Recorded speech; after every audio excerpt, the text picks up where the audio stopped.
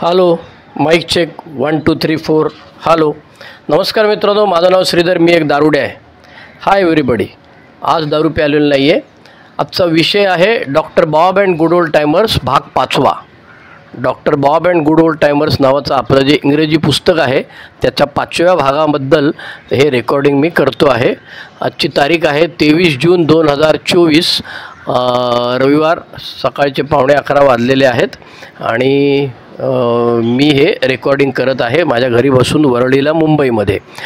आपला मागच्या वेळेला आपण जे पाहिलेलं होतं ते आपण आलो होतो 238 पानापर्यंत आलेलो होतो आणि तेव्हा आपण द वाईव्ज रोल्स इन अर्ली ए नावाचं जे प्रकरण आहे, 18वं प्रकरण आहे, त्याच्याबद्दल आपण बोललेलो होतो 4थ्या भागामध्ये.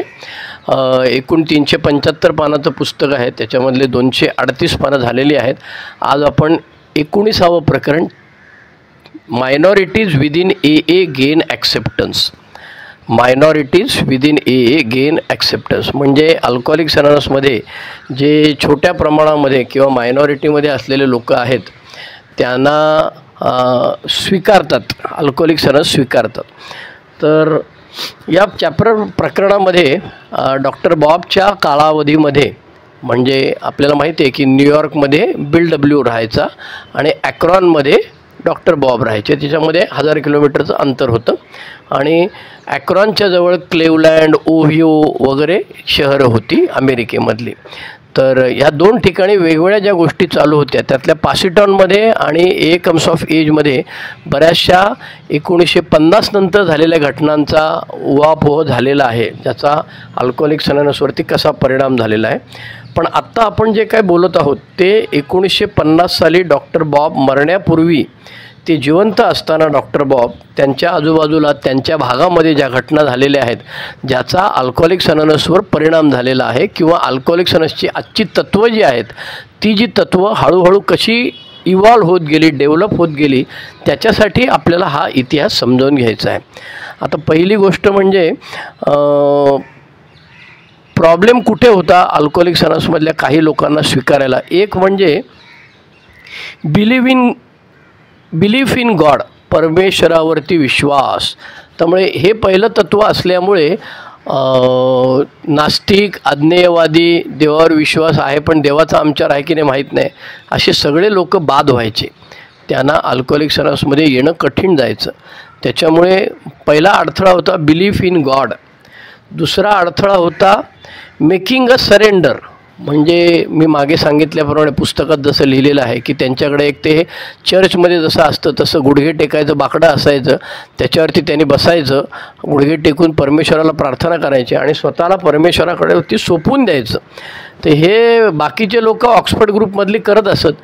हे दारुडे सगळे बिलिजरंट, भांडखोर आणि हट्टी असल्यामुळे ते हे सगळं काय करायला तयार नाही व्हायचे. तिसरा प्रॉब्लेम होता confirming to the percepts of Oxford group. म्हणजे ऑक्सफर्ड ग्रुपची जी तत्त्व होती त्या सगळ्या तत्त्वांना स्वीकारणे. आता त्याच्यामध्ये मागच्या वेळी म्हटल्याप्रमाणे ॲब्सोल्यूट्स होते त्यांच्याकडे, 100%, ऐसा होनाच मागताय. आणि ते दारुड्याला काय ते जमण्यासारखं प्रकरण नव्हतं, त्यामुळे तो एक अडथळा होता. आणि आणखी जो 5वा अडथळा होता तो डिझायर टू स्टॉप ड्रिंकिंग. पुढचा जो अडथळा होता having a desire to stop drinking. आता ह्या डिझायरमध्ये म्हणजे इच्छेमध्ये अनेक प्रकार होते. एक होता हॉनेस्ट, प्रामाणिक. दुसरा होता सिन्सिअर, खरंच करायचं आहे की नाही. आणि तिसरा आणखी काहीतरी वेगवेगळे प्रकार होते त्याच्यात. ह्या सगळ्या गोष्टींमुळे नवीन सभासदाला एमध्ये येताना आडकाठी यायची. आता हे कोणाकोणाला आडकाठी यायची तर त्याचे त्यांनी सगळे प्रकार दिलेले. एक म्हणजे पिऊन येणारे, बरोबर आहे. दुसरा होता दुसरं ॲडिक्शन असलेलं. तिसरं होतं महिला मंडळी. चौथं होते काळे लोक. 5वे होतं रस्त्यावरती पडलेले. 6वे होतं ज्यांना इंग्रजी कळत नाही. आणि 7वे होतं काहीतरी फिजिकली हँडिकॅप किंवा मेंटली हँडिकॅप, आंधळा असणे वगैरे. अशा सगळ्या प्रकारच्या लोकांना अल्कोहोलिक्स अनॉनिमसनी यथावकाश सामावून घेतलं. तर प्रकरणाचं नाव आहे मायनॉरिटीज विदिन ए गेन ॲक्सेप्टन्स. ओके, तर आपण सुरुवात करूया. पहिला प्रकार जो आहे तो दारू पिऊन आलेले लोक.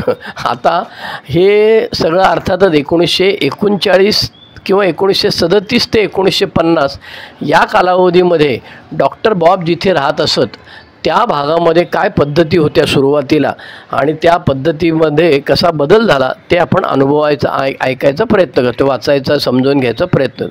पहिली गोष्ट म्हणजे दारू प्यालेल्या माणसाला एच्या मीटिंगमध्ये येण्याची परवानगी नसायची. कारण आधी म्हटल्याप्रमाणे, आधी वाचल्याप्रमाणे कोणीही उंग्या उठला आणि एच्या मीटिंगला आला असं व्हायचंच नाही. त्याची आधी झाडाझडती घेतली जायची, कसून तपासणी घेतली जायची, ओल्ड टायमर त्याच्याशी बोलायचे, त्याच्या बायकोशी बोलायचे आणि सगळं मग आपल्या मनाप्रमाणे आहे ना हा दारुड्या असं कळलं की मगच त्याला आत घेतलं जायचं. त्यामुळे पिऊन आलेल्या माणसाला एमध्ये परवानगी नसायची. आता हा पिऊन आला की नाही ते बघण्यासाठी त्याच्याकरता बाहेर आपल्याकडे जसे पबच्या बाहेर बाउन्सर्स असतात पहिलवान लोक, तसे एच्या मीटिंगच्या बाहेर स्निफर्स असायचे. स्निफ शब्दाचा अर्थ आहे वास घेणे. त्यामुळे स्निफर्स म्हणजे वास घेणारे लोक खास त्याच्यासाठी बाहेर उभे असायचे आणि ते प्रत्येक येणाऱ्या माणसाचा वास घेऊन बघायचे आणि जो प्यालेला असेल त्याला आकलून द्यायचे, पिटाळून द्यायचे. पण यथावकाश कोणीतरी त्यांना सांगितलं की maybe something will seep in, why do you throw them out. त्यांना तुम्ही पिटाळून का लावता? कदाचित त्यांच्यामध्ये कोणामध्ये तरी काहीतरी बदल होऊ शकेल. आणि म्हणून मग तेव्हापासून दारू पिऊन आलेल्या माणसाला सुद्धा संभाव्य सभासदाला सुद्धा एमध्ये घेतलं जायचं. आता हे गंमत अशी आहे की हे तिथले जे काही तत्कालीन ओल्ड टायमर जे काही होते त्यांनीच हे असले काय काय नियम बनवले होते. पण गंमत अशी होती की सुदैवाने आपल्या हे सगळे नियम त्यांनी यथावकाश बाजूला सारले. आपल्याकडे एक रूल 66 नावाचं एक तत्त्व आहे की 69 का 66 काय मला आता नक्की आठवत नाही. तर त्याच्यामध्ये तो म्हणतो की एवढे रूल बनवून ठेवले होते एका ग्रुपने आणि नंतर मग त्याची लिस्ट वाढतच गेली आणि नंतर त्यांनी सगळे रूल बाजूला ठेवले आणि सगळ्यांना अलाव करायला सुरुवात केली.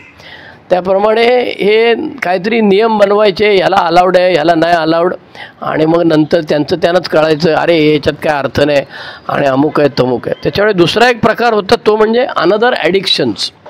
As the discussion of third tradition in the book 12 Steps and 12 Traditions shows, there was a great deal of fear about alcoholics who might be odd or different. In age second year, a man came to A group and said he was a victim of another addiction, even worse stigmatized than alcoholism.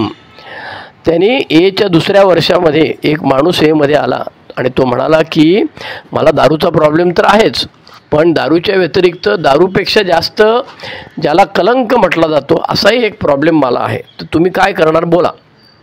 आणि अशा वेळेला doctor Bob यांनी विचारलं, त्या एमधल्या सगळ्या लोकांनी doctor बॉबनं विचारलं की अहो आता काय करायचं सांगा.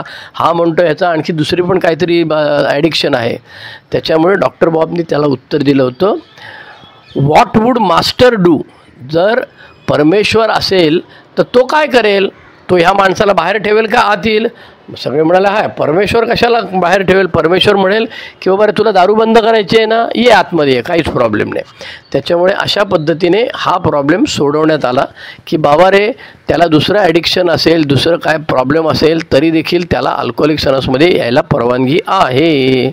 त्याच्यानंतर तिसरा प्रकार होतो महिला मंडळी. बायकांना अल्कोहोलिक सनसमध्ये म्हणजे बायका म्हणजे दारुड्या बायकांना, दारुड्यांना बाईला प्रॉब्लेम दारूचा आहे अशा बाईला अल्कोहोलिक सनसमध्ये यायचं असतं. याच्यात गंमत अशी आहे की सुरुवातीला डॉक्टर बॉबचाच विरोध होता आणि त्यांचं म्हणणं होतं की अरे बाई आली की लपडी होणार, मेंबर्साला वाट लावणार, तिच्या मागे लागणार आणि त्याच्यातनं काहीतरी आणखी नवीन धेंगाटं सुरू होणार, रोमांस सुरू होणार इत्यादी इत्यादी. पण अर्थात हे डॉक्टर बॉब जरी ऐकायला तयार नव्हते तरी ॲनीनी त्यांना सांगितलं की अहो असं करू नका, तुम्ही ज्या काही महिला मंडळी आहेत पिणाऱ्या त्यांना तुम्ही आत घ्या. आणि डॉक्टर बॉबचं जे काय मत होतं, डॉक्टर बॉबनं वाटायचं सगळ्या ह्या बायका निम्फोमॅनेटिक असतात, मग त्यांना पुरुष लागतो. आणि मग दारुड्याच्या बायकांनी ते सांगायचे की बाई तुझ्या नवऱ्याकडे बघ बाई, तो वाईट नजरेने बघतो किंवा काय ते त्याचं तुझं तू बघ बाई, आणि तो काहीतरी अशा प्रसंगामध्ये अडकेल आणि काहीतरी भानगड नवीन अनावस्था प्रसंग ओढेल. पण काळोगामध्ये डॉक्टर बॉबना ॲनीनी समजावून सांगितल्यामुळे त्या दारुड्या महिलांना मेंबरशिपमध्ये अलाउड करायला लागायचं. पण सुरुवात तरी देखील त्यांनी त्यांच्या मनामध्ये रिझर्वेशन्स होते. त्यामुळे ते सांगायचे की बाईने बाईशी बोलायचं, बुवानी बुवाशी बोलायचं. आणि हे जे प्रिन्सिपल आहे ते अजूनही आपल्याकडे चालू आहे की बाईनी बाई स्पॉन्सर घ्यायचा आणि बुवानी बुवा स्पॉन्सर घ्यायचा. आता अर्थात ह्याला कारण आहे. त्याचं कारण असं होतं की आणि दुसरं त्यांनी सांगितलं की 12 स्टेपिंग करायला जाताना बाईनी बाईकडे जावं, पुरुषांनी पुरुषाकडे जावं. अर्थात याला अपवाद आहेत वगैरे, तो भाग वेगळा. पण हे करायचं कारण असं होतं की एका बाईला 12 स्टेपिंग करायला एक मेंबर भेटायला गेला आणि तिच्या नवऱ्याला संशय आला हा कोण माणूस आहे म्हणून, आणि तिच्या नवऱ्याने त्या सभासदाला आणि त्या बाईला ठार करून टाकलं. त्याच्यामुळे हे हॉरिबल अनुभव आल्यामुळे मग ते सांगायला लागलं. पण आता 12 स्टेपिंग स्पॉन्सर घेऊ नये एवढं मात्र अजूनही तत्त्व चालू आहे. बाईने बाई स्पॉन्सर घ्यावा, बुवाने बुवा स्पॉन्सर घ्यावा, हे तत्त्व मात्र अजूनही चालू आहे. त्याच्यामुळे मायनॉरिटी किंवा कमी असलेली मंडळी जी होती त्याच्यामध्ये महिला मंडळी होती. ओके. आणि त्याचं कारण असं होतं की ॲनी म्हणायची की if you don't try you will never know. त्याच्यामुळे ती महिला मंडळी पिणाऱ्या मंडळींनी सांगायची की तुम्ही यू जस्ट ट्राय इट, काय प्रॉब्लेम नाही. Main should help men and women should help women, हे तत्त्व जे आहे ते तेव्हापासून लागू झालं. अर्थात ह्याला अपवाद आहे. आपल्याकडे मुंबईमध्ये किंवा मला आठवते कळव्याला एक महिला सभासद होती आपल्याकडे, ती भाजी विकणारी बाई होती आणि ती येऊन बसायची मीटिंगला. किंवा आमच्या ह्याला आत्ता कुठे पावलीनला परवाच भेटलेली मला, तिचं नाव काय ॲनीच आहे मला वाटतं तिचं नाव. हां, ती चर्चमध्ये फादरला स्वयंपाक वगैरे करून देणे वगैरे ज्या गोष्टी आहेत तिथे ती चर्चमध्ये नोकरीला आहे ती रेग्युलर.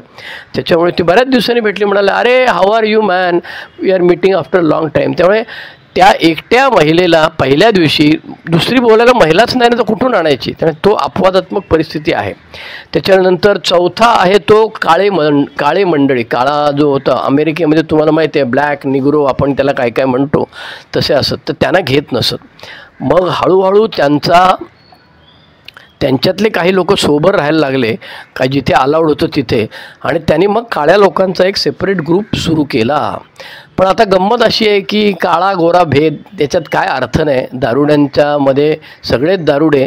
आणि एक गंमत झाली तेव्हा ती अशी होती की एक ड्रायव्हर असतो काळा माणूस, तो ड्रायव्हर एमध्ये येतो आणि यथावकाश तो त्याच्या साहेबाला, गोऱ्या साहेबाला मोठ्या गाडीमध्ये घालून न्यू कमर म्हणून अल्कोहोलिक्स अनोनिमसच्या मीटिंगमध्ये घेऊन येतो. त्याच्यामुळे नंतर यथावकाश काळा गोरा वेगळा ग्रुप या सगळ्या भानगडी बंद झाल्या. आणि नंतर आणखी एक प्रकार राहिला तो म्हणजे स्किड रो. स्किड रो म्हणजे down and outers. A's went to Salvation Army shelter and began talking to the men who would never say anything in reply. Finally, a fellow who seemed to be their leader asked a question. The answer seemed to be satisfying and he asked another. That was the start and it grew rapidly, said the Clarence. Okay. हे जे रस्त्यावर पडणारे ज्यांना घरदार नाही आहे, अगदी भणंग अवस्थेमध्ये आपण ज्याला म्हणतो, भणंग अवस्था म्हणजे मला वाटतं हा चांगला शब्द पडेल, भणंग अवस्था. स्किड रो म्हणजे रस्त्यावरती झोपणारे वगैरे जे काय मंडळी होतात. अमेरिकेमध्ये बरीच मंडळी, मी ह्याला गेलो होतो कुठे, माझ्या मुलीकडे फ्रान्सला गेलो होतो. त्यावेळी युरोपामध्ये फ्रान्स, जर्मनी, इटली, स्वित्झर्लंड असे 2-4 देश मी फिरलो. तर तिकडे हे कॉमन फिनॉमिना आहे. असं रस्त्यावरती पांघरुणं घेऊन झोपणारा माणूस, दिवस आंघोळ न केलं, असे भणंग लोक होते. त्यांना अल्कोहोलिक्स अनोनिमसमध्ये दारू बंद करण्यासाठी कसं आणायचं हा मोठा प्रश्न होता. पण त्याच्यावरती काही लोकांनी उपाय शोधून काढला. ते बाहेर उभे राहत असत आणि सुट्टे पैसे देत असत. कशाला? दारू प्यायला. फक्त त्यांना सांगायचं की इथे मीटिंगला जायचं आणि मीटिंग संपल्यानंतर मग तुला कुठे जायचं तिकडे जातो. पण सरप्रायझिंगली याचा खूप फायदा झाला. बरेच लोक ते सुट्टे पैसे थोडीफार दारू प्यायला मिळेल म्हणून या आशेने आतमध्ये आले, मीटिंग ऐकली त्यांनी आणि जादू झाली. ते लोक सोबर राहायला लागले. त्यामुळे हे जे भणंग अवस्थेतले लोक होते तेही सोबर व्हायला लागलेले आहेत. आणखी एक प्रकार होता तो म्हणजे इंग्रजी व्यतिरिक्त दुसऱ्या भाषा. आता इंग्रजी, कारण सगळे शेअरिंग इंग्रजीतच चालायचं, त्याच्यामुळे दुसऱ्या भाषेतल्या माणसाचे प्रॉब्लेम व्हायचे. पण हळूहळू स्पॅनिश भाषेमधले ग्रुप सुरू झाले आणि नंतर तर अर्थातच यथावकाश अल्कोहोलिक्स अनोनिमसमध्ये क्रांतिकारी बदल झालेले आहेत. सगळ्या भाषांमध्ये अल्कोहोलिक्स अनोनिमसचं लिटरेचर उपलब्ध आहे. 1946 साली स्पॅनिश भाषेमधलं पहिलं बिग बुक आलेलं आहे. अगदी मी ह्याला गेलो होतो, कुठे फ्रान्समध्ये मीटिंगला गेलो होतो, तर त्या मीटिंगमध्ये ते फ्रेंच मीटिंग, मी इंग्रजीवाला, पण सुदैवाने एक दोघं जण होते तिथे की ते म्हणाले की आधी मी मीटिंग केले होते, इंग्लिश मीटिंग पण केल्या होत्या फ्रेंचमध्ये, की जिथे फक्त इंग्रजी बोलणारे असतात असे पण मीटिंग असतात, त्याला कमी लोक असतात बाहेर देशातनं आलेले वगैरे. पण तिथे मला त्यांनी शेअरिंग करायला सांगितलं. ते फक्त म्हणाले की तू 2 वाक्य बोल, आमचा इथला जो सभासद आहे तो इंग्रजीचं फ्रेंचमध्ये करेल आणि त्यानं आम्हाला सांगेल, मग तू परत 2 वाक्य बोल. म्हणजे हे आपलं नरेंद्र मोदीचं किंवा पंतप्रधान नरेंद्र मोदींचं भाषण चालतं, ते थोडंसं बोलतात साऊथमध्ये जाऊन आणि मग भाषांतर केलं जातं, तसं माझं शेअरिंग त्यांनी केलं गेलेलं होतं. त्यामुळे अमेरिकेमध्ये किंवा जगभर कुठेही एकच भाषा पाहिजे अशातला भाग नाही. अगदी मुंबईतलं उदाहरण जर घेतलं तर मुंबईतल्या सगळ्या मीटिंग एकेकाळी इंग्रजीत चालायच्या आणि त्या ख्रिश्चन धर्मातल्या मंडळींमध्ये चर्चमध्ये त्या बऱ्याचशा मीटिंग चालायच्या. पण हळूहळू त्याच्यात बदल झाला. आता मराठी मीटिंग आहेत, इंग्लिश मीटिंग आहेत, कॉकटेल मीटिंग आहेत, म्हणजे जिथे 1-2 शेअरिंग इंग्लिश, 1-2 मराठी असंही झालेलं आहे. त्याच्यानंतर एक आपल्याकडे नॉर्मन वाय नावाचा एक पूर्ण आंधळा, जन्मतः आंधळा असलेला माणूस एमध्ये आला आणि त्याच्यासाठी खूप प्रयत्न केले सगळ्यांनी. आणि ब्रेल लिपी जी आहे आंधळ्यांची, त्याची 1940 साली अल्कोहोलिक्स अनोनिमसचं पुस्तक खास ब्रेल लिपीमध्ये भाषांतर करून उपलब्ध आहे. त्याच्यामुळे हे झालं प्रकरण 19. आता आपण प्रकरण 20व्याकडे जाऊया. त्याचं पेज नंबर आहे 251 आणि त्याचं टायटल आहे Toledo as fine division is not disaster. आता हे टोलिएडो नावाचं एक गाव आहे आणि त्या गावामधला तो ग्रुप आहे आणि त्या ग्रुपमध्ये काय काय गमती झाल्या आणि त्यांना लक्षात आलं की आपल्यामध्ये फाटाफूट झाल्यामुळे आपली वाताहत होणार नाही आहे. Division is not a disaster. त्याच्यामुळे एकाचे 2 ग्रुप झाले किंवा मंडळी मारामाऱ्या करायला लागल्या, भानगडी झाल्या, तर त्याच्यातून दुसरं काहीतरी लफडं होईल असं नसून वेगवेगळे ग्रुप तयार होतील असं त्यांच्या अनुभवातनं लक्षात आलं. आणि त्याची सुरुवात त्यांनी आपला रोली नावाचा एक बेसबॉल प्लेयर, ज्याने पहिली ॲनॉनिमिटी ब्रेक केली जाते असं म्हटलं जातं गमतीने, तर हा बेसबॉलपटू होता. अमेरिकेमध्ये बेसबॉल नावाचा जो खेळ आहे त्याचा तो एक्सपर्ट होता आणि त्याला काहीतरी खूप चांगलं यश मिळालं. तो दारू प्यायचा भयानक, त्याच्या दारू पिण्याच्या कथा सगळ्या वर्तमानपत्रात आलेल्या होत्या. पण तो अल्कोहोलिक्स अनोनिमसमध्ये आला आणि तो सोबर झाला आणि मग तो सोबर झाल्यानंतर त्याला बेसबॉलमध्ये खूप काहीतरी यश मिळालं. त्याच्यावरती वर्तमानपत्रात लिहून आलं आणि त्याच्यामध्ये एका कोणीतरी शाण्या माणसाने लिहिलं की रॉली एच हा ऑक्सफर्ड ग्रुपमध्ये जाऊन दारूपासून दूर राहायला लागलेला आहे. आणि मग रॉलीला असं वाटलं की अरे हे चुकीची बातमी, मी ऑक्सफर्डमध्ये गेलेलोच नाही आहे, मी डायरेक्ट अल्कोहोलिक्स अनोनिमसच्या मीटिंगमध्ये आलेलो आहे. आणि मग त्यांनी एक दिवशी जेव्हा केव्हा त्याची पत्रकार परिषद होती, त्या पत्रकार परिषदेमध्ये त्यांनी सांगितलं की अहो मी जो दारूपासून दूर आहे ना, तो याच्यामुळे नाही, ऑक्सफर्ड ग्रुपमुळे नाही, तर मी अल्कोहोलिक्स अनोनिमस नावाची संस्था आहे त्याच्यामध्ये जाऊन मी दारूपासून दूर राहिलेलो आहे. आणि मग त्यांनी हे पब्लिकमध्ये सांगितलं आणि पेपरामध्ये बोंबाबोंब झाली. त्यामुळे ही पहिली ॲनॉनिमिटी ब्रेक असं समजलं जातं. त्याच्यानंतर काही लोकांना बरेच प्रॉब्लेम असायचे आणि मेंटल हॉस्पिटलमध्ये ॲडमिट केलं जातं. मग अशा लोकांपर्यंत कसं पोचायचं ते एका बाईने आपला अनुभव सांगितला आहे की अहो मेंटल हॉस्पिटलमध्ये माझा नवरा ॲडमिट होता, त्याला मेंटल हॉस्पिटलमधनं मी बाहेर काढला आणि ही अल्कोहोलिक्स अनोनिमसची मंडळी जी होती त्यांच्या ताब्यात दिला आणि तो इसम नंतर दारूपासून दूर राहायला लागला. वेडा असूनसुद्धा, डोक्यावर परिणाम झालेला असूनसुद्धा तो दारूपासून दूर राहायला लागला. आणि सर्वसाधारणपणे ही स्टोरी जी आहे ती त्याला काय विचारायला सांगता येत नव्हती, पण सुमारे 38 वर्षानंतर त्या बाईनी हा अनुभव परत एकदा सांगितला. ती म्हणाली, जेव्हा मला मेंटल हॉस्पिटल माझ्या नवऱ्याला मी बाहेर काढलं तेव्हा लोकांनी मला वेड्यात काढलं की अगं तुला काय अक्कल आहे का, तू नवरा तुझा ॲडमिट आहे त्याला तिथून बाहेर काढते आणि कोणाच्या ताब्यात देते, तर ते दारुड्यांच्या ताब्यात देते त्याला, तुला काय वेड लागलं आहे का. पण तिने हा प्रयोग करायचं ठरवलं आणि नंतर ती म्हणते की आता एवढी वर्ष झाली माझा नवरा दारूपासून दूर आहे. आलं लक्षात. त्याचा सायकोलॉजिकल प्रॉब्लेम जो आहे तो काय संपलेला नाही आहे. त्याच्यामुळे अल्कोहोलिक्स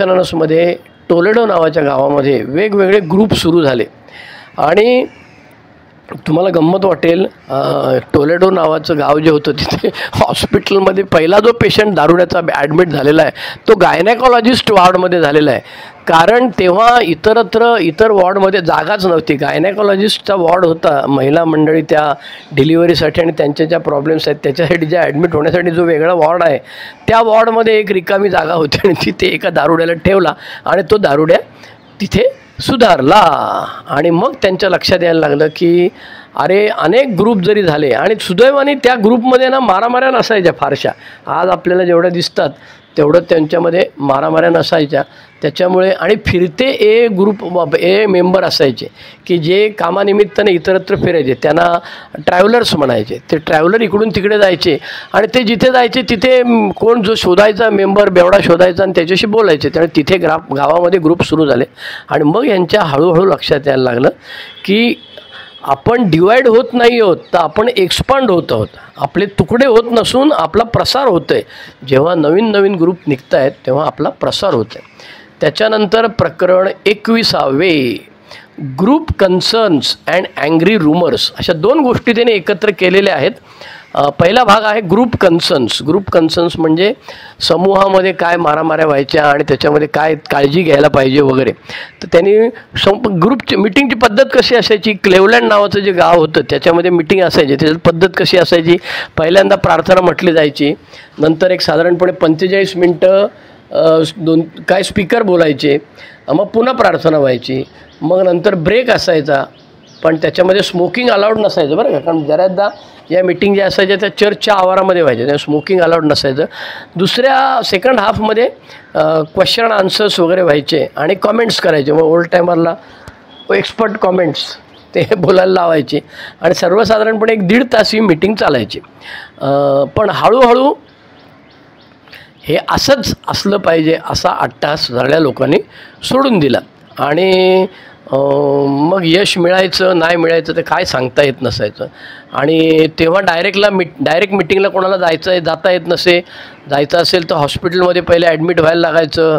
त्याचप्रमाणे तेव्हाच्या काळी बायका नवऱ्याला सोडून गेल्या वगैरे, आता जे प्रमाण मोठ्या प्रमाणावर दिसतं आपल्याला तसं फारसं नसायचं. त्याने बाई त्याच्याबरोबर असायची आणि तो जर समजा जर मिटिंगला आला आणि तो प्यालेला असला आणि तो गडबड करायला लागला तर 2-3 त्याला बाहेर घेऊन जायचे आणि त्याच्या खांद्यावर हात टाकायचे आणि त्याला त्याच्याशी बोलत बसायचे. आता मला आठवते माझ्या लहानपणी येतल्या आमच्याकडे विजय नावाचा सभासद होता, नवप्रकाश ठाणे, कॅडबरीचा मेंबर होता आणि तो धिप्पाड होता असा. म्हणजे त्याचा एक हात तो त्या बॉबी देओल आणि सनी देओलचा आपण बघतो ना धर्मेंद्रचं, ये 26 किलो का 22 किलो का हात है, ये हातोडा है वगैरे वगैरे.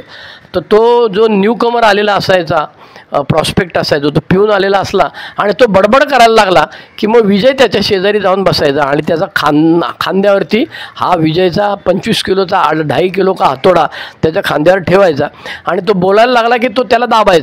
एवढा मोठा हात दाबल्यानंतर बेवडा 35 किलोचा असतो, तर त्याच्या हात दाबल्यानंतर तो गप्प बसायचा. फारच बोलायला लागला तर त्याला हात जोडून बाहेर घेऊन जायचे, मग त्याच्याशी बाहेर कोणतरी गप्पा मारत बसायचे. अगदी आत्ता परवा मी वर्ध्याला मिटिंगला गेलो होतो, ते प्यालेला होता, तो बडबड करायचा. शेवटी मी कोणाला तरी सांगितलं, अरे याला घेऊन जा बाहेर, असं काय करतोय, तो मीटिंग डिस्टर्ब करतोय तो. मग 2-3 त्याला बाहेर नेला. त्यामुळे हीच पद्धत पहिल्यापासून आहे. त्याच्यानंतर ॲनॉनिमिटीबद्दल बरेच ग्रुपमध्ये गोंधळ असायचे. ते म्हणायचे की ॲनॉनिमिटी पाळलीच पाहिजे. पण खरं बघायला गेलं तर अनामिकतेचं तत्त्व जे आहे ते पब्लिक लेवलला आहे. म्हणजे वर्तमानपत्रामध्ये, टेलिव्हिजनवर, रेडिओवरती तुमची ॲनॉनिमिटी, तुम्ही काय आहात, कोण आहात, बेवडे आहात, तुमचं नाव काय आहे वगैरे सगळं माहीत असता कामा नये, असं ॲनॉनिमिटीचं तत्त्व होतं. पण लोक त्याचं दुसरं टोक गाठायला लागले की एकमेकांना पण माहीत नसायचे. आणि डॉक्टर बॉब नेहमी गमतीने म्हणायचे की अरे उद्या कुठल्या गावामध्ये गेलो मी तर बॉबला बॉब पाहिजे म्हणून 50 बॉब असणार, कोणाचं आडनाव मला माहीत नाही, कोण काय करतं मला माहीत नाही, तर मी कसं काय तिथे टिकावं लागणार. त्याच्यामुळे मग हळूहळू जशी दोस्ती व्हायला लागली ए मेंबरची, तसं मग एकमेकांना तुझं आडनाव काय, तू कुठे कामाला आहेस, तुमच्या घरात काय काय परिस्थिती आहे वगैरे वगैरे ते हळूहळू कळायला लागलं. पण डॉक्टर बॉब म्हणायचे इतकी ॲनॉनिमिटी असता कामा नये की कोणालाच माहीत नाही तो काय आहे. सो कारण असं कोणाला माहीतच नाही. That is also violation of ॲनॉनिमिटी.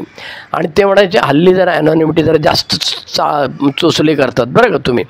त्याच्यामुळे तुमच्या समाजात तुम्ही एमध्ये आहात हे तुम्हाला त्यांना माहीत असायला पाहिजे ना रे बाबा, असं काय करताय. तर हा पहिला भाग ह्या प्रकरणामधला होता, ग्रुप कन्सर्न्स, चॅप्टर 21. आता दुसरा जो भाग आहे त्या प्रकरणामधला तो आहे रुमर्स. आता गंमत अशी झाली की बिल डब्ल्यूनी आणि डॉक्टर बॉबनी 3 गोष्टी ठरवलेल्या होत्या. एक होते पुस्तक, दुसरं होतं मेडिकल रिप्रेझेंटेटिव्ह असतात तसे आपले प्रतिनिधी असणार, आणि तिसरं होतं हॉस्पिटल. आणि त्याच्याकरता पैसे गोळा करायला पाहिजे असं यांना वाटलं की आपल्या बुक्कड लोकांनी काय प्रॉब्लेम आहे, काय पैसे मिळणार नाहीत. म्हणून अमेरिकेमध्ये न्यूयॉर्कमध्ये रॉकफेलरकडे हे आपण सगळी मंडळी गेलेलो होतो. आणि रॉकफेलरने आपल्याला सांगितलं की बाबा रे, याची सगळ्याची तुम्ही वाट लावाल पैशामध्ये घातले तर तुम्ही बाहेरून पैसे काय घेऊ नका, तुम्ही पैसे काढा. आणि 1941 साली त्यांनी काहीतरी $64,000 चर्चमध्ये देऊन ठेवले. त्यातले काही डॉक्टर बॉबला दिले, काही डॉक्टर बिलला दिले, आणि दर आठवड्याला काहीतरी $25 चर्चच्या ट्रेजरीमधनं या दोघांना आपापल्या उदरनिर्वाहासाठी मिळत असत. त्याच्यामुळे आता गंमत अशी होती की कोणीतरी बोंबाबोंब केली की यांना लय पैसे मिळाले, तिच्या आईला बाहेरून ह्यांनी पैसे घेतलेले आहेत, अमुक आहे तमुक आहे, आणि त्याची चर्चा दबक्या आवाजामध्ये चालायची. सुदैवाने डॉक्टर बॉबच्या घरात किंवा डॉक्टर बॉबच्या गावात बिल डब्ल्यू गेलेला असताना ही चर्चा पुन्हा एकदा त्याच्या अंगावर ऐकायला आली. आणि त्याचं स्वभावाप्रमाणे त्यांनी काय केलं, ते जे चर्चा करणारे होते त्यांना सांगितलं, अरे आपण ह्याच्यावरतीच चर्चा करू नये, अल्कोहोलिक सनस आणि पैसे यांचा कसा काय गोंधळ होतो ते केलं. आणि मग लोकांना ज्या काय रूमर्स माहीत होत्या त्या सगळ्या त्यांनी ढपाढप बिल डब्ल्यूच्या आणि डॉक्टर बॉबच्या अंगावर सांगितलं की आम्हाला असं कळलं, तुम्हाला लय पैसे मिळाले, तुम्ही लय पैसे ढापले त्याच्यामध्ये. पण सुदैवाने बिल डब्ल्यूनी स्वतःबरोबर जाताना ऑडिटेड रिपोर्ट, अल्कोहोलिक सनसचे ऑडिटेड रिपोर्ट नेलेले असल्यामुळे, आणि त्याच्यामध्ये त्यांनी सुरुवातीपासून अगदी 1935 सालापासून अल्कोहोलिक सनसमध्ये पैसे कसे खर्च केले जातात आणि ते कुठून येतात आणि कसे जातात याचा हिशेब त्याच्याकडे होता. आणि चक्क ऑडिटेड रिपोर्ट होता. आणि हा ऑडिटेड रिपोर्ट दाखवल्यामुळे सगळ्यांची हवा टाईट झाली. आणि मग सगळ्यांनी चक्क डॉक्टर बॉब आणि बिल डब्ल्यूची माफी मागितली. आणि रॉयल्टी जी मिळत होती ती दोघांना मिळत होती. म्हणजे बिग बुक जरी डॉक्टर बॉबचा काय संबंध नव्हता, लिहिलं जे काय होतं ते बिल डब्ल्यूने, तरी देखील रॉयल्टी मात्र दोघांना मिळत होती. पुस्तकाची रॉयल्टी जसा खप वाढला तसा. So that is all about प्रकरण 21. आता जाणार आपण प्रकरण 22वरती. 22मध्ये तो म्हणतो old timers impression of doctor Bob. म्हणजे तत्कालीन जे जुने सभासद होते त्यांना डॉक्टर बॉब जो काय माहीत होता किंवा जो काय वाटत होता, जो काय दिसत होता, तो कसा त्यांना दिसत होता. तो पहिली गोष्ट म्हणजे बिल डब्ल्यूबद्दल ॲक्रॉनमध्ये रिझेंटमेंट होती, पण डॉक्टर बॉबबद्दल खुन्नस नव्हती फारशी. पण न्यूयॉर्क आणि ॲक्रॉन या 2 लोकांमध्ये आपापसात थोडीशी खुन्नस असायची. पण डॉक्टर बॉब स्वतः या गोष्टींकडे दुर्लक्ष करत असत आणि ते म्हणायचे की हेनरिटा सायबरलिंग आणि ऑक्सफर्ड ग्रुप यांना ते फारसे श्रेय देत नसत, असं ऑक्सफर्ड ग्रुपवाल्यांचं म्हणणं होतं. की डॉक्टर बॉब सांगतात की ये सब अल्कोहोलिक्स अनोनिमस की वजह से हुआ. तसं नाही आहे. ते डॉक्टर बॉबच्या बरोबरीला जे काम करणार होते हेनरिटा सायबरलिंग आणि ऑक्सफर्ड ग्रुप या सगळ्यांना अल्कोहोलिक्स अनोनिमसचं आजचं श्रेय दिलं पाहिजे. आणि हे त्याच्यामध्ये मारामाऱ्या असायच्या आणि मग ते एकमेकांच्या अंगावर चिखल फेकायचे. त्याच्यामुळे डॉक्टर बॉबनी एक तत्त्व ठेवलं, ते म्हणजे जिथे अल्कोहोलिक्स अनोनिमसचं मीटिंग चालते तिथे मी जाणार. त्यांना सांगितलं इकडे जाऊ नका तिकडे जाऊन, ते म्हणाले हे असलं काय मी ऐकणार नाही आहे. मी अल्कोहोलिक्स अनोनिमसच्या मी तिथे काय ते अमक्या आपण बघतो, अनिल नाही आला, सुनील नाही आला, किंवा तो नालायक आहे, तो असं बोलतो, तो तसं बोलतो, मला तो मागच्या वेळी असं बोलला, मग तो त्याचा ग्रुप आहे म्हणून मी तिथे जाणार नाही वगैरे. डॉक्टर बॉबने सांगितलं हे बघा, हा जो ग्रुपमध्ये आपण मिटिंगला जातो की नाही तो त्या माणसाकडे जात नाही, सॅम करता मी तिथे जात नाही, मी जातो तिथे येणाऱ्या अल्कोहोलिक्स अनोनिमसच्या सभासदांकरता किंवा संभाव्य सभासद. त्यामुळे इकडे जाऊ नका तिकडे जाऊ नका असं मला माझे पहिले स्पॉन्सर होते विश्वनाथ पी, त्यांनी मला सांगून ठेवलं होतं की इथे मारामाऱ्या असणारच. जगामध्ये जर का 5% येडे लोक असतात, भांडकुदळ असतात, तर समाजामध्ये जर 5% भांडकुदळ असतील तर एमध्ये पण 5% भांडकुदळ असतील. पण समाजामध्ये आपण त्यांच्याकडे दुर्लक्ष करू शकतो, इकडे आपण त्यांना दुर्लक्ष करू शकणार नाही. त्यांना they are also equal members as that of us. आणि त्याच्यामुळे मग इकडे जाऊ नका, तिकडे जाऊ नका. डॉक्टर आपलं विश्वनाथ गुरुजींनी मला सांगितलं असं करायचं नाही, सगळ्या मीटिंगमध्ये जायचं. त्याच्यामुळे मला मध्यंतरी कोणीतरी सांगितलं होतं की आमचा तो मुसाफिर ग्रुप होता, सतीश, मी, अरुण आणि आणखी 2-4 जण, संजय भांडूपचा. तर मला ठाण्याचा माझा स्पॉन्सिंग होता सर्वेश, त्याला मी नंतर सोडून दिला कारण तो एमध्ये यायचा बंद झाला. आमचं साधं सोपं तत्व आहे, तुझी माझी ओळख एमुळे तू एला फाट्यावर मार, मी तुला फाट्यावर मारतो. त्यामुळे एत यायचं बंद झाल्यामुळे त्याच्यामुळे तो म्हणाला मग की रिवायवर ग्रुप ठाणे इथे तुला शेअरिंग दिलं जाणार नाही. म्हटलं का बरं दिलं जाणार नाही, तू त्या मुसाफिर गँगचा मेंबर आहेस ना, त्यामुळे सगळ्यांना बॅन केलेलं आहे आम्ही. मी आपलं लगेच बॅग उचलली आणि दुसऱ्या गुरुवारी रिवायवर ग्रुपला गेलो. हा पण होता, सर्वेश पण होता बरोबर. आणि गेल्याबरोबर लगेच त्या कोणीतरी ओळखला, अरे हा श्रीधर आहे, हा मुंबईला राहतो, हल्ली ठाण्यात राहत नाही. आणि मला शेअरिंग दिलं गेलं. मला खूप बरं वाटलं की बाबा रे, जसा मेंबर ए मीटिंगला बॅन करतो तसा ग्रुप पण एखाद्या ए मेंबरला बॅन करतो, असं आपण ऐकलेलं आहे. कसं करू नये, पण असं गपचूप ते करतात, याला शेअरिंग द्यायचं नाही, त्याला शेअरिंग. पण माझ्या बाबतीत तसं काही झालेलं नाही. Coming back to the story, doctor Bob जे होते त्यांच्याबद्दल इतर सभासदांनी सांगितले की त्यांना हे असलं काय आवडायचं नाही. त्याच्यामुळे ते सगळीकडे मिटिंगला जात असत. आणि कोणी गॉसिप करायला लागला, तो असं बोलतो आहे, तो तसं करतो, तर ते फार ऐकून घ्यायचे नाही. ते स्ट्रेट फॉरवर्ड असायचे. ते म्हणजे हे बघ, take it or leave it, program घे किंवा सोडून दे, नसेल जमत तर सोडून देते. आणि त्यांचं म्हणणं असतं की अल्कोहोलिक्स अनोनिमसचे आपण जे सगळे सभासद आहोत ते एखाद्या सायकलच्या चाकामध्ये कशा तारा असतात, त्या सगळ्या तारा ज्या असतात, स्पोक्स ज्याला म्हणतो आपण, त्या सगळ्या मधामध्ये जात असतात. आणि सगळ्यांची लांबी रुंदी सगळी सारखीच असते, कोण लहान नाही, कोण मोठा नाही. त्यामुळे नो बडी स्मॉल, नो बडी लार्ज. त्याच्यामुळे जास्त हुशारी करायला लागला तर सरळ सरळ ते त्याची हजामत करायची. आपल्याकडे असं म्हटलं ते नवीन माणूस आलेला आहे, ते अंजारून गोंजारून, डॉक्टर बॉब हे असले काय धंदे करायचे नाही. ते he was one shot salesman and he didn't run after you.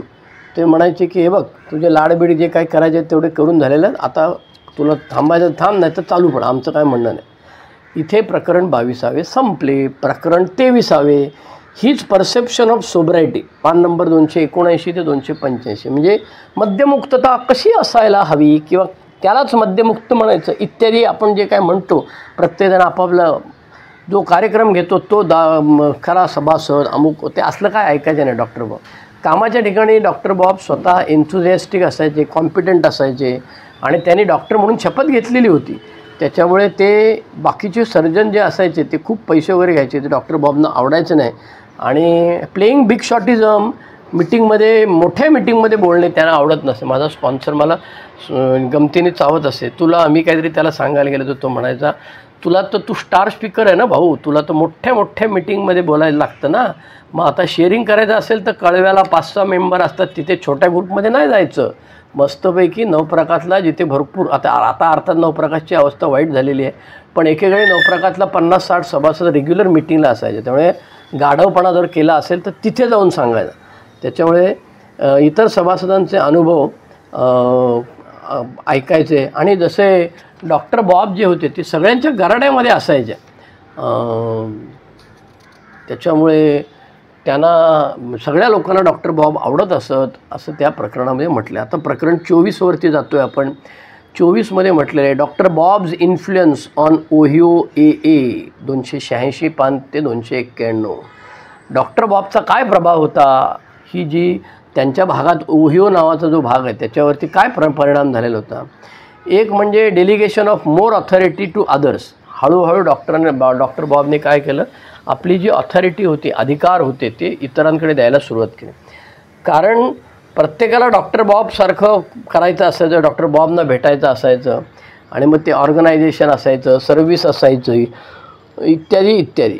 त्याच्यामुळे नवीन ग्रुप चालू करायचा असेल तर त्याची स्टोरी इंटरेस्टिंग असायची. आजही ते नवीन ग्रुप चालू करायची स्टोरी इंटरेस्टिंग असते. आणि अशा ह्या डॉक्टर बॉबनी त्यांचं 1948 साली डेट्रॉईटमध्ये शेवटचं शेअरिंग झालं. डॉक्टर बॉबचं शेअरिंग लांबलचक कधी नसायचं, 15 मिनटापेक्षा जास्त नाही. So lost stock of Detroit 1948, त्याच्यामध्ये त्यांनी उहापोह केला होता, where do we go from here, आता आपण इथून पुढे कुठे जाणार आहोत संस्था म्हणून. आणि त्यांनी सांगितलं ही संस्थेची वाढ होत राहील, फक्त काही पथ्य पाळायला लागतील. ती पहिल्यात पथ्य त्यांनी सांगितलं नो अलायन्स, बरोबर आहे. संयुक्त विद्यमाने दारूबंदीचा समारोह, दारूबंदी विभाग आणि अमुक यांच्या संयुक्त विद्यमाने किंवा अमुक अमुक राजकीय पक्ष आणि यांच्या संयुक्त हे असली भानगड नाही करायची. अलायन्स केलं की तुम्ही अडचणीत याल. त्याच्यानंतर नो कॉन्ट्राव्हर्शियल इश्यू, काय जे समाजामध्ये मारामाऱ्या चाललेल्या आहेत त्या सगळ्या मारामाऱ्या बाहेर ठेवायच्या आणि आतमध्ये यायचं. आतमध्ये कॉन्ट्राव्हर्शियल इश्यू घेऊन नाही यायचं बाहेरचा. त्याच्यानंतर युनिटी मेंटेन करणे आणि प्रिझर्व सिम्प्लिसिटी, साधे जेवढे राहाल तुम्ही तेवढं तुमचा फायदा होईल. त्याच्यानंतर our job is to get sober and stay sober, help our less fortunate brothers, आणि असं सगळं त्यांचं चाललेलं असायचं. प्रत्येक ग्रुपमध्ये एक स्टिअरिंग कमिटी असायची. त्या स्टिअरिंग कमिटीची बिझनेस मीटिंग व्हायची. बिझनेस मीटिंगमध्ये मारामाऱ्या व्हायच्या आणि नंतर सगळे बाहेर येऊन एकमेकांशी गप्पा मारायचे, एकमेकांशी चहा प्यायचे. त्याच्यानंतर स्लीप झालेल्या लोकांच्याबद्दलसुद्धा त्यांच्यावरती डॉक्टर बॉबचा परिणाम असायचा. आता डॉक्टर बॉबचा एक राईट हँड असलेला व्हॅली नावाचा सभासद होता. तो कायम ते स्लीप झालेल्या लोकांना शिव्या घालायचा, पण तोच स्वतः स्लीप झाला. त्याच्यामुळे स्लीप झाल्याचे अनेक प्रकार आहेत. एकाने दात काढला आणि त्या दात काढल्यानंतर त्याला जे काही औषध दिलेलं होतं आधी किंवा त्याला नंतर जे औषध दिलं त्याच्यामुळे त्या नशेमध्ये तो स्लीप झाला. त्याच्यानंतर एक ज्यूड नावाचा सभासद होता, ज्याला रॉक ऑफ जिब्राल्टर म्हणायचे, की अरे हा मोठा खडक आहे, पण तो देखील 30 वर्षानंतर प्याला, कारण तो मिटिंगला जात नव्हता आणि 3 वर्षे स्लीपमध्ये होता. त्याच्यामुळे किती वर्ष दूर आहे ते फारसं महत्त्वाचं नाही. Next one is right around the corner, पुढे कोण प्यायला जाणार आहे तो हे पुढच्या कोपऱ्यामध्ये कळणार आहे आपलं. हे झालं प्रकरण 24. आता प्रकरण 25, personal sidelights of his sober years, पान नंबर 292 ते 305. Doctor Bob dedication to A ands program never at the expense of his family life. त्यामुळे घरच्या लोकांना जो वेळ द्यायला पाहिजे तो वेळ न देता तुम्ही जर का एचं काम करत राहिलात तर वांदा होईल. तुम्हाला आठवत असेल तो आमचा परवा शंकरच म्हणाला, स्वतःच म्हणाला, शंकर चेंबूरचे शंकर नावाचे सभासद आहेत, त्यांनी 25व्या वाढदिवसाला बायकोला बोलवलं आणि कोणीतरी तिला शेअरिंग करायला दिलं आणि तिने ह्याची धू हजामत केली. ह्यांनी काय केलं, ह्यांनी एमध्ये जाऊन नुसतं ह्याला घेऊन आला त्याला घेऊन आला, माझी पोरं आजारी असायची तर हा मला मिटिंगला जायचा, माझा संसार मी केलेला आहे. आता हे काय भूषणावह नाही आहे शंकरनी केलं त्याच्यामुळे. आणि अर्थातच आपल्याला डॉक्टर बॉब बिल यांनी बिग बुकमध्ये वारंवार सांगितलेले आहे की आमचं असं म्हणणं नाही की तुमचा कामधंदा सगळं सोडा आणि तुम्ही एचा प्रचार प्रसार करा आणि त्याच्यामुळे जाम भारी प्रचार प्रसार होणार आहे असं आम्हाला वाटत नाही. त्याच्यामुळे सगळं करून जबाबदाऱ्या सगळ्या सांभाळून उरलेला वेळ अल्कोहोलिक्स अनोनिमसमध्ये द्यायचा. त्याच्यामुळे तो म्हणतो की never at the expense of family life, घरच्या लोकांना जो वेळ द्यायला पाहिजे तो द्यायचा. त्यांचं म्हणणं होतं की घरचं सांभाळून जर तुम्ही हे केलं तर तुमचं फॅमिली लाईफ एनरिच होणार आहे आणि एमधलं लाईफ पण एनरिच होणार आहे. Doctor Bob and Annie shared the joy of parenthood sooner and companionship of friends. त्यांना असंख्य मित्र होते त्यांचे आणि जसं जसं त्यांचं वय वाढलं तसं तसं ते जुन्या मित्रांना भेटायला लागले. ते डॉक्टर बॉबला पत्ते खेळायची सवय होती बरं का, पण ते ए मेंबरबरोबर कधीही पत्ते खेळत नसत. पैसे लावून तर कधीच ते पैसे खेळलेले नाहीत. ते त्यांच्या जुन्या मित्रांबरोबर, त्याच्यामध्ये फिलिप नावाचं एक आहे जो घाणेरडी भाषा वापरायचा, अशा माणसाबरोबर पण डॉक्टर बॉबची दोस्ती होती. असंख्य अनोळखी माणसांनी कृतज्ञता व्यक्त करण्यासाठी डॉक्टर बॉबच्या घरी येत असत. गेट टुगेदर असायचं, त्यांचं व्हर्मॉन्टला गाव असायचं, गावाला जायचं वर्षातनं एकदा, ते विनोद करत असत. आणि सुधारणारा डॉक्टर, आपण हा प्रॉक्टॉलॉजिस्ट होता त्याच्यामुळे हा मागच्या डोंगणाचा स्पेशलिस्ट होता. डॉक्टर बॉबचं मुलगा स्मिटी, त्यांची मुलगी होती, त्याची बायको होती, ती सून, मुलगी हे कोणीही दारुडे झालेले नाही आहेत. आणि मुलगी त्यांची सॉफ्ट लाईट ड्रिंक्स घ्यायची, नो हार्ड ड्रिंक. त्याच्यानंतर सुनेचा बाप अगदी एचं आधीच सोबर होता. त्याच्यानंतर सुनेला मात्र ॲनीने मुलासारखं वागवलं. त्यामुळे आता आपण पान नंबर 304पर्यंत आलेलो आहोत. त्याच्या पुढचं जे आहे येस हीच क्वेस्ट पान नंबर 306वरती आहे. प्रकरण 26वे हीच स्पिरिच्युअल क्वेस्ट. आता राहिलं 26, 27, 28, 29 एवढी 4 प्रकरणं राहिलेली आहेत. 306 पानापासून ते कितीपर्यंत आहे? 1 मिनिट हे पुढचं इंडेक्स सोडून देऊया आपण. शेवटचं आहे 344 बरोबर. आता 45 पानं राहिलेली आहेत. ती पुढच्या वेळी घेईन. पुढच्या वेळी थोडीशी पाहिजे तर मी माझी स्टोरी सांगेन की हे मी सगळं कशाकरता करतो आहे. आता जवळजवळ 40-45 मिनटं झालेली आहेत. थांबा जरा 1 मिनिट. मला रेकॉर्डिंग किती वेळाचं झालेलं आहे ते कळेल इथे. येस 40 मिनटं आणि 21 सेकंद झालेले आहेत. तर आज तुम्ही माझं शेअरिंग अनुभव कथन ऐकून घेतलं त्याबद्दल मी तुमचा आभारी आहे. तुम्ही जेव्हा ऐकाल तेव्हा मी तुमच्यासमोर नसणार. माझ्याशी कम्युनिकेट कॉन्टॅक्ट करायचा असेल तर श्रीधर M SHREEDHARM 25@gmail.com हा माझा ईमेल ID आहे. ज्यांच्याकडे आहे त्यांनी मोबाईल नंबर शोधून काढा. आजूबाजूच्या कोणाला तरी विचारा आणि माझा मोबाईल नंबर शोधून काढून मला तुम्ही फोन करू शकता. काही प्रॉब्लेम नाही. मी म्हातारा माणूस आहे त्यामुळे रात्री 9 नंतर 10 नंतर फोन करायचा नाही. रात्री बेरात्री कधी तुम्हाला जाग आली तेव्हा चला फोन करायचा नाही. झोप उडली की म्हाताऱ्या माणसाची परत झोप येत नाही. ही पथ्य पाळायला लागतात. फोन करायचा सगळ्यात चांगली वेळ कुठल्याही मेंबरला मीटिंगच्या आधी अर्धा तास, मीटिंगच्या नंतर अर्धा तास. रविवारी दुपारी 2 वाजता माणसं झोपलेली असतात खाऊन पिऊन आणि मेंबर फोन करतात. असं करायचं नाही. त्याच्यामुळे तुम्ही माझ्याशी कम्युनिकेट बोलू शकता नक्की. माझा फोन नंबर घ्या कोणाकडून तरी मागून. बऱ्याच लोकांकडे माझा नंबर आहे. गावोगाव महाराष्ट्रभर मी फिरलेलो आहे त्यामुळे काही प्रॉब्लेम. त्यामुळे आत्ता आपण doctor Bob and good old timers या पुस्तकाचा जे काही मी शेअरिंग करतो आहे 6 भाग करणार आहे. त्यातला हा 5वा भाग इथे संपत आलेला आहे. 23 जून 2024 रविवार दुपारचे 11:30 वाजलेले आहेत. आता एकच भाग राहिलेला आहे. तो पुढच्या वेळी झाला की मग मी तो अपलोड करीन. धन्यवाद. God grant us the serenity to accept the things we cannot change, courage to change the things we can, and wisdom to know the difference. देवा जी परिस्थिती आम्ही बदलू शकत नाही ती स्वीकारण्यास मनाची प्रसन्नता आम्हाला दे. जी परिस्थिती आम्ही बदलू शकतो ती बदलण्याचे धैर्य आम्हाला लाभू दे आणि अशा परिस्थितीतला भेद जाणण्याचे ज्ञान आम्हाला दे. येत रहा. Thank you. Bye bye. Good night.